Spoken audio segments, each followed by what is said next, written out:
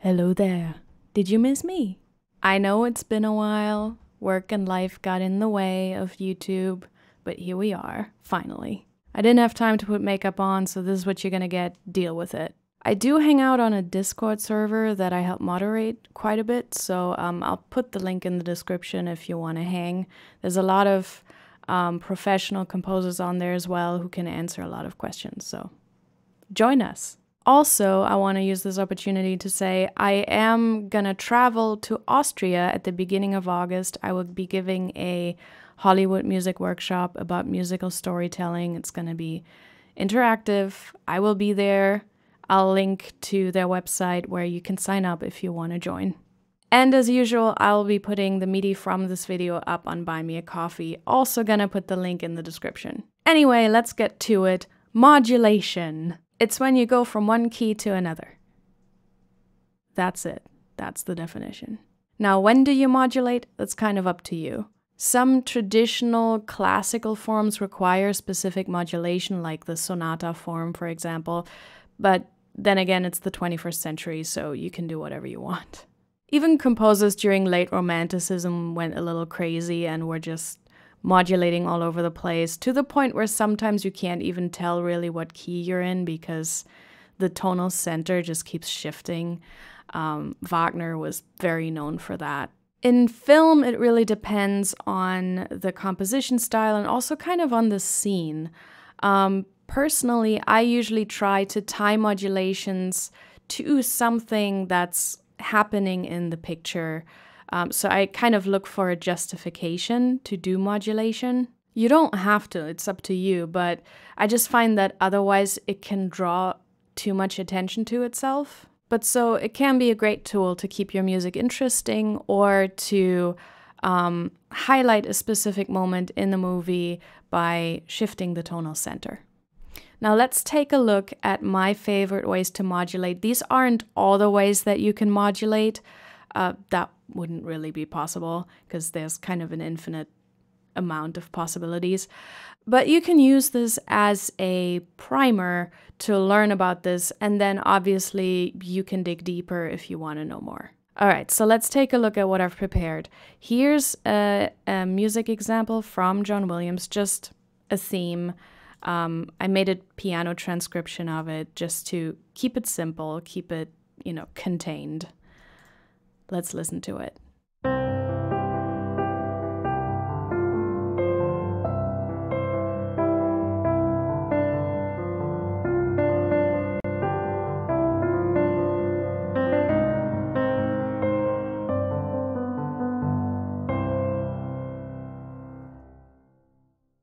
Right, so this is it. It's in C major, keeping it simple.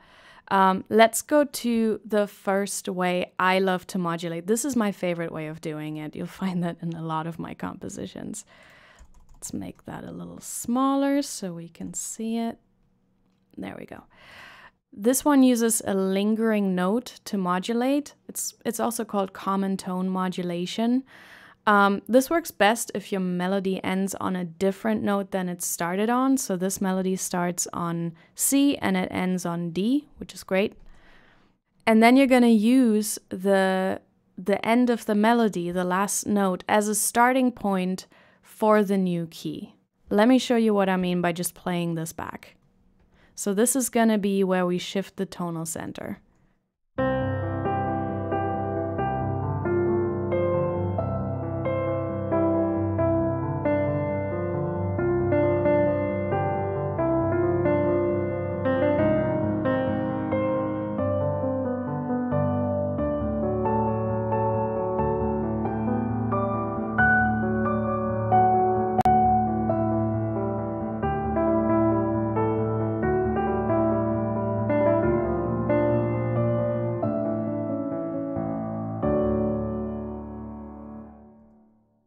So we went very effortlessly from C to D right here by just using this D as a lingering note, a common tone, because this is G major, which is the dominant to C. So we're using this common tone of D, and then I start the melody on D, which we weirdly accept because we have this note in our mind. You can also do this with chords by simply holding one chord tone longer than the other chord tones, like the other ones just fade out. You hold a note and then you introduce a new key that shares that note with the previous key. That's why it's called common tone modulation, because you're using the common tone between the two to connect them. Now, another super common way is to use a secondary dominant chord, a so-called pivot chord, to get us into the new key. Here's what that sounds like. Let's listen to it first.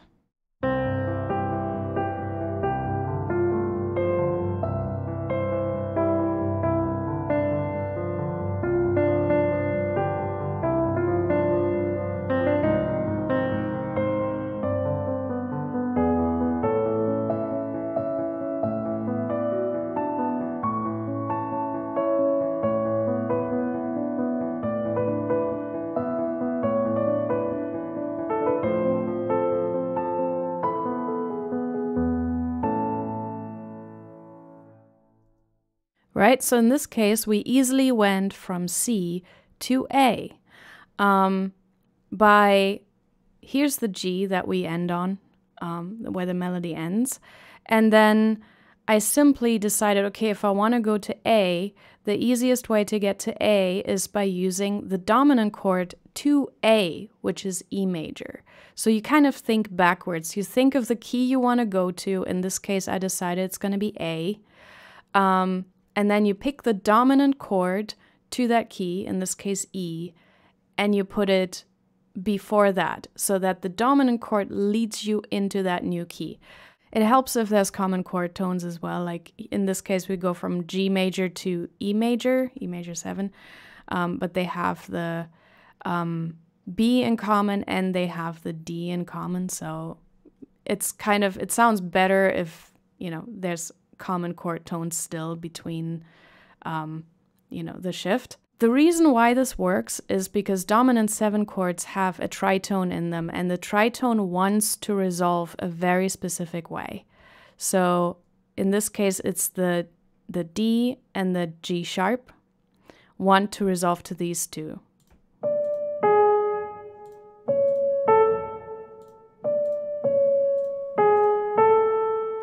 Right? This one always wants to resolve down, and this one really wants to resolve up. And so it logically leads us through this strong tendency to move in a specific direction. It leads us into the new key and establishes the new key. This could have been done a little more elegantly. Like in this case, it's fine. It's just for demonstration purposes. I could have taken a little more time to get from A to B, but whatever. That's not the point here. If you watch my scene walkthrough for Fearless, for the action scene, you can see me do this a little bit better, because there I use this very same technique to increase the tension and the drive in the action scene. So I use secondary dominance to modulate and in order to increase tension throughout the scene. So if you want to watch that, you can see it actually applied to a piece that I did. Now the next thing we have is the sequence. It's a Baroque technique where you take a fragment of the melody, a motif, and you spin it further with the same kind of movement, and then you can get to a new key. Let me show you what I mean. You can see the sequence right here.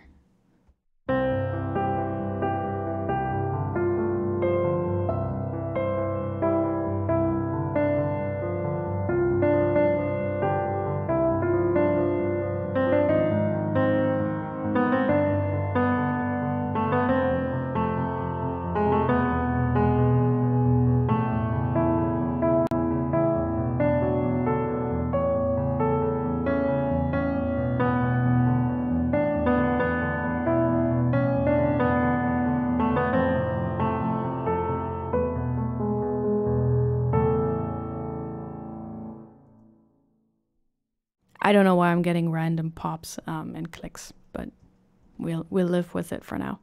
So you can see I just used this one motif, these 4 notes, and just made a sequence out of them. And you can spin that further as long as you like, and then you just stop on the key where you want to, be. So in this case, I stopped on E, and then use that again as a pivot chord because it's the dominant to A. So I just went from the E to A. So we just effortlessly again went from C major to A major. It just kind of uses the fact that you just hear the same melody fragment repeated, but in a sequence. And so you just kind of accept when you just vastly go to different keys, pretty much. And the possibilities with this one are pretty much limitless. You can see this a lot in Baroque music. You can see this a lot in classical music, from classicism in particular. They did this a lot. And you can use any part of the melody, any motif, and just spin it into wherever you want to go. You can also go up. You don't have to go down. I just did it here because it felt logical. But so limitless possibilities with this one. Now we got the diminished chord. The diminished chord is a symmetric chord, which means it's the same in every inversion. And it's one of the most versatile ways to modulate. It can draw a little too much attention to itself in film music, so I do use it sparsely there. But it's very versatile in that you can take any of the 4 notes and lower it by a half step, which will turn it into a dominant 7 chord, a different one every time, that will lead you to other keys.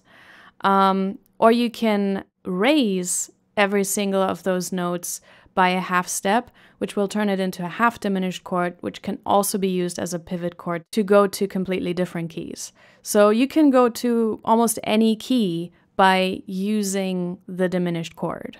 Let's look at some examples, and at the end I will do a little recap, and there I will show exactly what I mean, but let's just go through this first.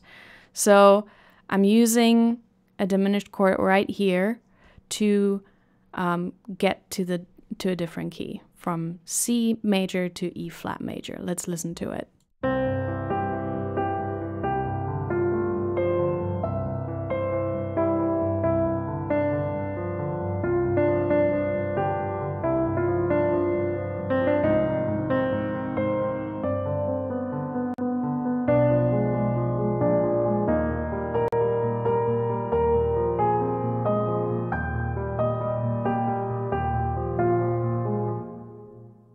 Right? So here we have the G major chord that we had before. And then I go to B diminished, which is diminished 7, which is the one that belongs to the C major scale. So I just use that. So that's this chord. Right? It has a very strong flavor. And then what I chose to do here this time is I took the B of it and lowered it by a half step. And that created B flat major 7.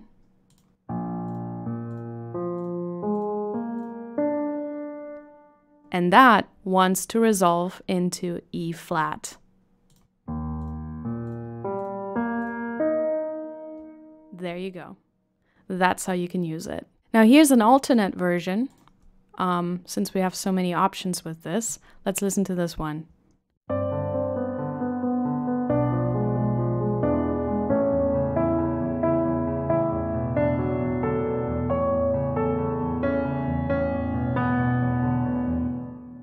Right, so in this case, we got the G here again, G major, coming out of C, and then I once again took the B diminished 7 that belongs to C, and then this time I took the F in the chord and lowered it to E, which in this case gives me E major 7.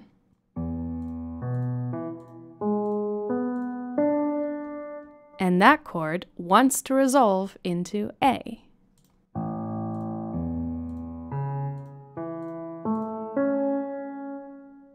And that's how we get from this to this. Here's another alt version.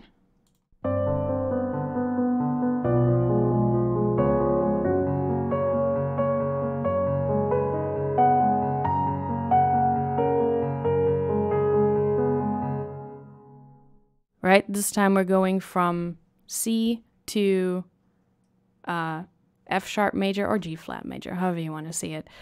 Doesn't matter. But so this time, again, we got the G major chord.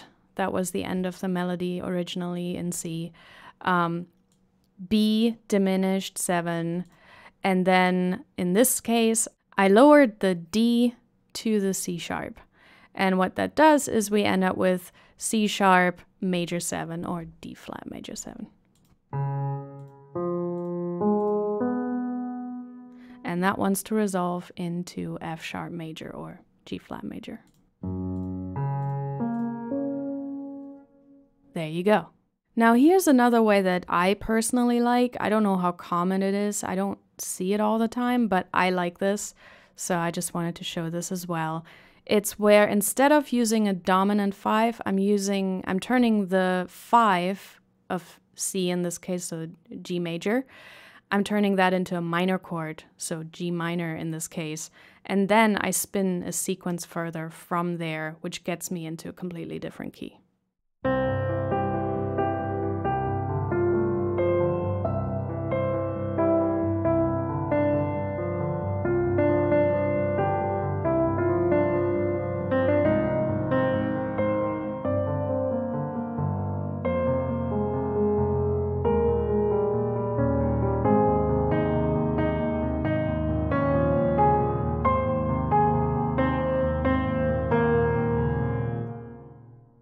All right, very different vibe. So instead of here resolving to G major, I'm resolving to G minor.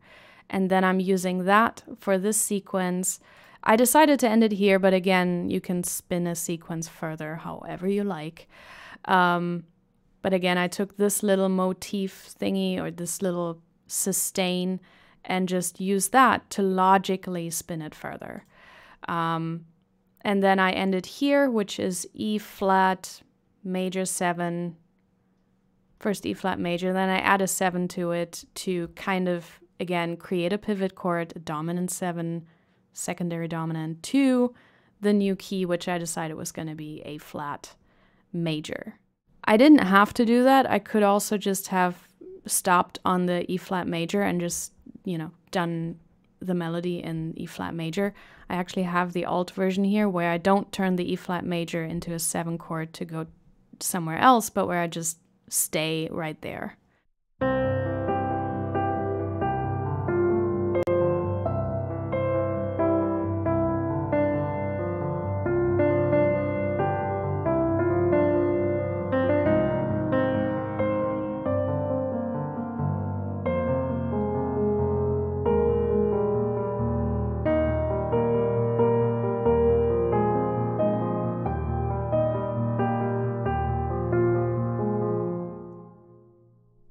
See, so in this case, we went from C to E flat.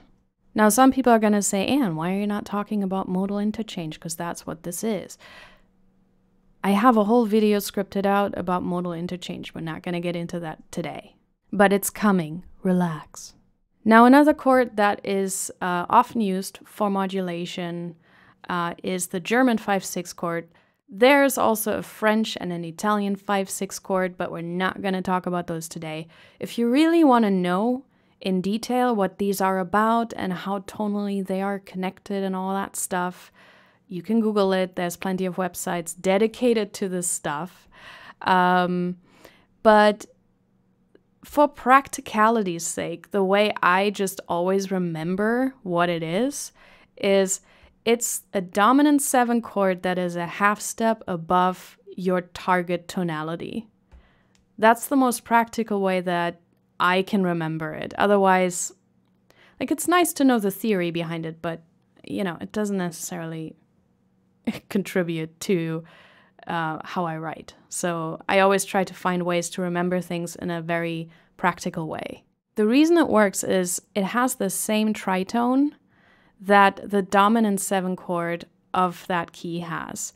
And so if you resolve it properly, the way you would with proper voice leading, it sounds strangely logical and we'll just kind of accept it as a pivot chord. It'll kind of sound like a dominant 7 chord, even though that's kind of not what it is in relation to the new key, but doesn't matter. Let's just listen to it. So in this case, here's the G again. That would normally lead us back to C. But in this case, I just lingered on the G, made it a G7, and then used that as a German 5/6 chord to land in F sharp. Let's listen to it.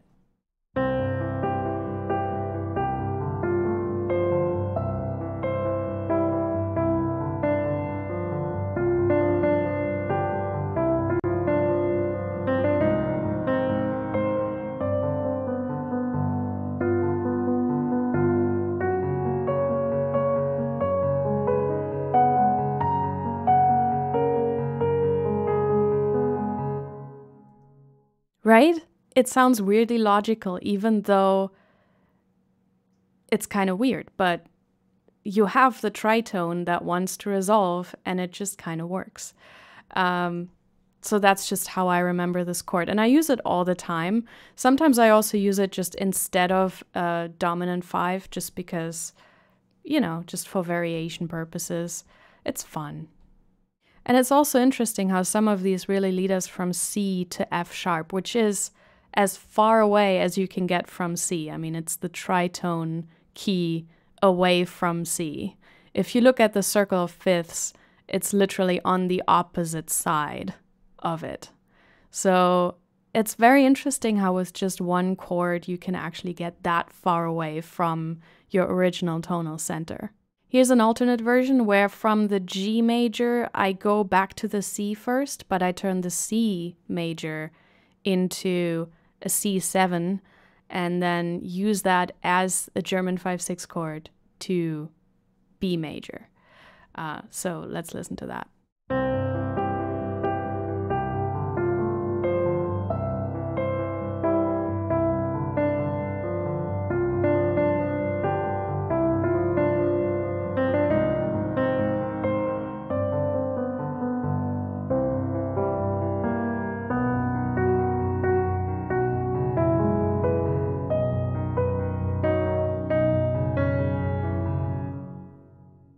Weird, but it works. And just so you can hear the comparison, normally C7 would be the dominant chord to F. So I just want to play you the example of the same thing where I have the G, I go back to C, turn it into C7.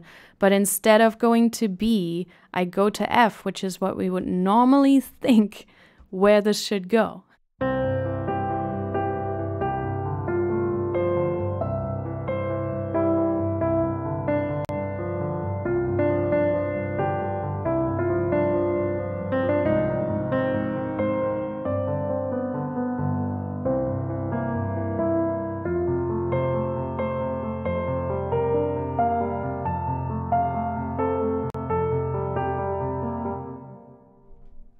Right? Same pivot chord going to a completely different key. It's just a question of voice leading to make it make sense. Anyway, there's a ton of ways to use this chord. Again, I use it all the time. But so there's tons of online resources. Just look up German 5/6 chord and you will get a lot of resources about also the Italian and French 6 chord that are just interesting to use. And they're nice for modulation, but they're also nice for just generally variation and keeping things interesting. And then one last thing I want to show before we kind of go into a recap of the chords is using the circle of fourths or fifths. Again, we're not going to get into that. Just Google it. It's kind of like a cheat sheet to tonality, to keys, to how they're related. And you can just use that for your modulations. Again, there's plenty of resources that get into that. So, you know, just look it up. But so I'm building a sequence using the circle of fourths. That's what this sounds like.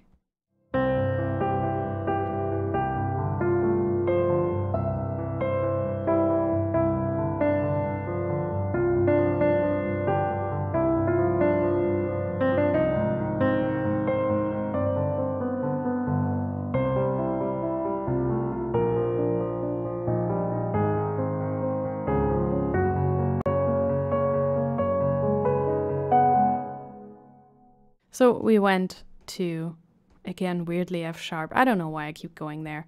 But this basically just modulated through the entire left side of the circle of fourths, circle of fifths. I mean, it depends on which way you want to look at it.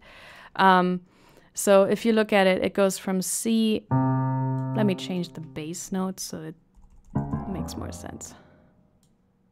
So C, F, B flat, E flat, A flat, D flat. Let's listen to it like this.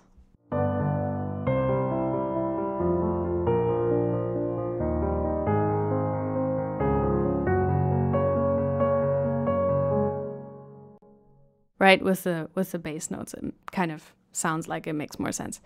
But anyway, yeah, I sometimes do that. If I really need to get really far away from my original key, then this is just kind of a way to do it. One of many ways. I mean, we've seen several other ways how you can get really far away from your original key. And again, this is kind of something you can do endlessly. So especially in film scoring, sometimes sequences are a good way to fill time. You know, we have a lot of music to write, so some of it is going to be filler. So here we are. So I just wanted to recap the chords just so we're so it's a little bit clearer. So this would be dominant 7 to C, right? So this is G major 7 to C, resolved to C.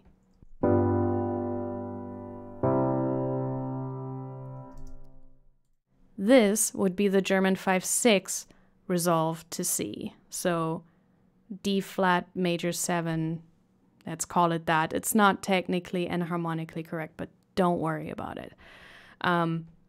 D flat major 7 to C.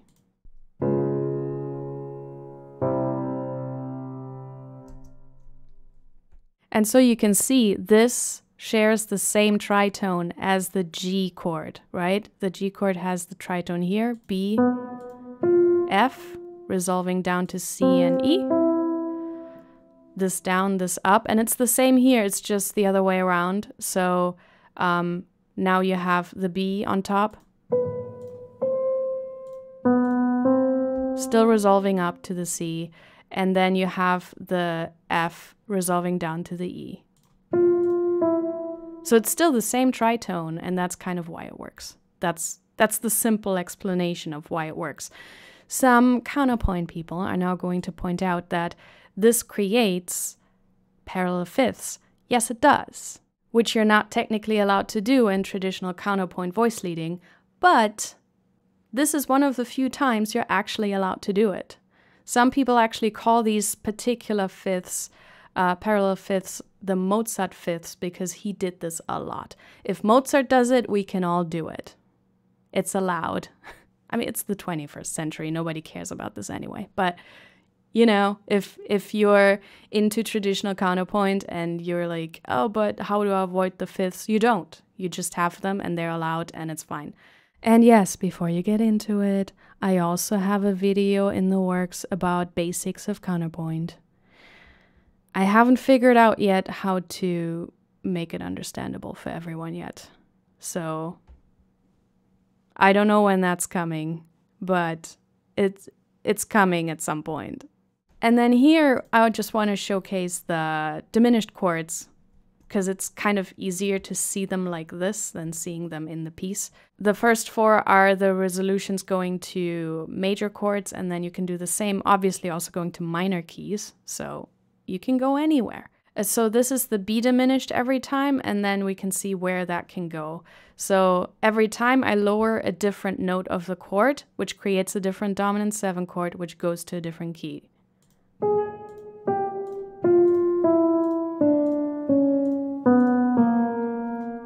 Right, I put a little emphasis on this, on these, so you can hear the difference. All right, so here it goes. This one's going to resolve to C.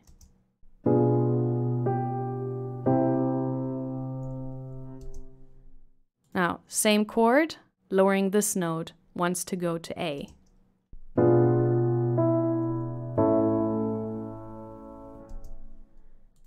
Next one, lowering this note, and it wants to go to F sharp.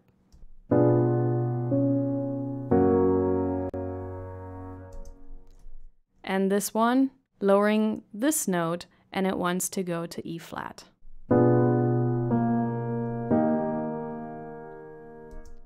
Right? You can go to so many keys with this by just lowering one note of the chord by a half step. And then let me just play through the minor examples as well so you can just hear them.